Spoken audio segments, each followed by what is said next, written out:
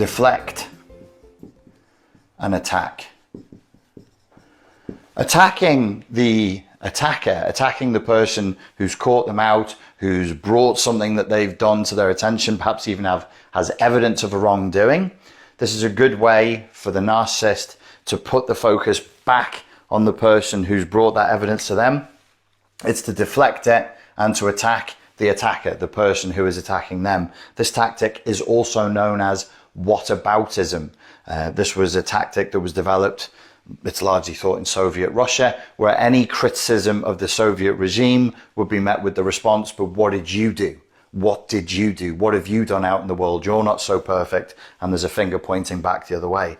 In this way, it doesn't really matter what they do or what you've caught them doing. They can either always bring up something else that you've done that isn't that bad, and they can pretend it's really bad by using, number one, pretending not to understand, or they can simply make it up.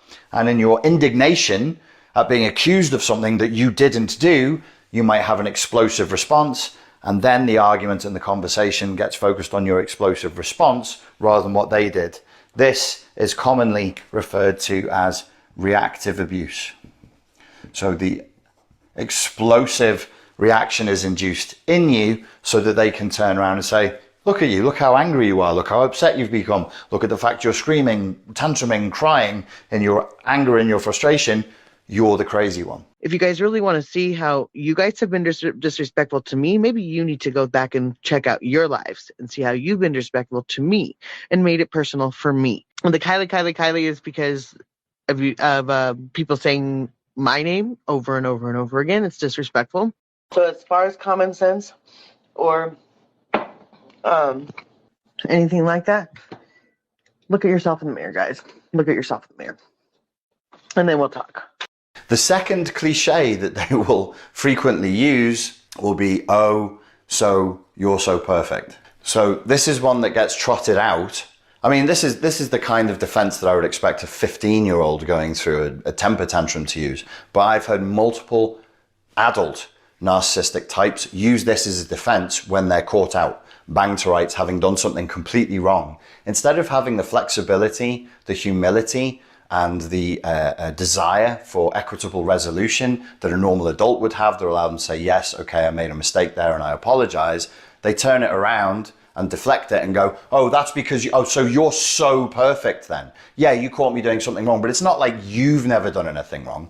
Another thing that you'll find a narcissist doing when confronted with facts is the smear campaign. They will go out and start to attack your reputation, your name, knowing that there are revelations on the horizon about the things that they have done that include, the receipts, the text messages, the emails, the phone calls, certificates, bank details, everything. They know there's raw, hard data that's coming that proves that they absolutely are guilty of doing things that there was no justification for them doing whatsoever. They start to attack the reputation of the person or persons of those who will ultimately expose them. Why do they do this?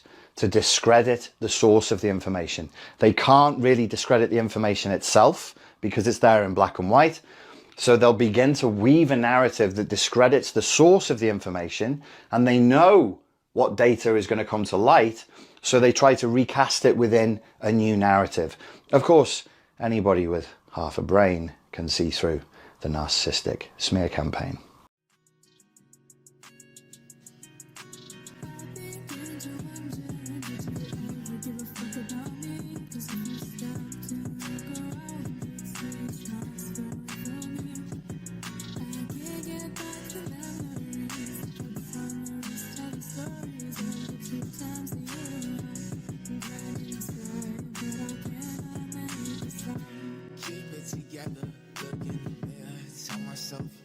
So tell me, who's the ones that are in the wrong? Oh yeah, Ninja Chihuahuas. If you guys shut up talking about me, then we wouldn't have a problem. But everybody else likes to talk about me. You guys have sat there and done it for months, almost a year and some change to me. To be exact, I guess it's not exactly 18 months quite yet. I think I've justified what I've done and what I've said and the reason why I've said it. And So therefore, you disrespect my family, I'm going to disrespect someone you love. And I've always said that you guys have put a bad name for Kylie. Look at everything you guys have done. Miss Squirrel's on fire that thinks she's holier than thou. Think about what you've done. Guarantee you it's not the same. That's not how this works in my world anymore. So when I say Kylie, it's not because I'm being disrespectful to Kylie in any way, shape, or form. It's what you guys have done to me. So how do you like it? How do you like it when someone picks on something that you love? That someone takes part which you want to talk, when someone takes something away from you. I am not being disrespectful to Kylie any more than you have, Shan. Gets so drunk that she's puking in her mouth. Oh yeah, no one talks about her drinking. No one talks about you smoking in the house with your in the house. Yeah, no one talks about those things. Do you want to keep going? No one talks about you spending time away from your family to be on live to be outside and be watching people coming and going in your house.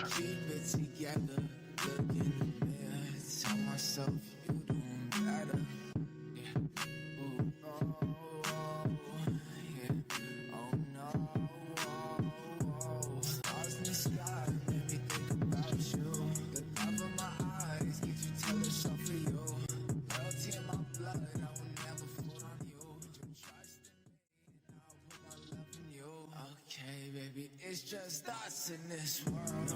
Nobody can change that. Hey, we gon' fuck up in this world.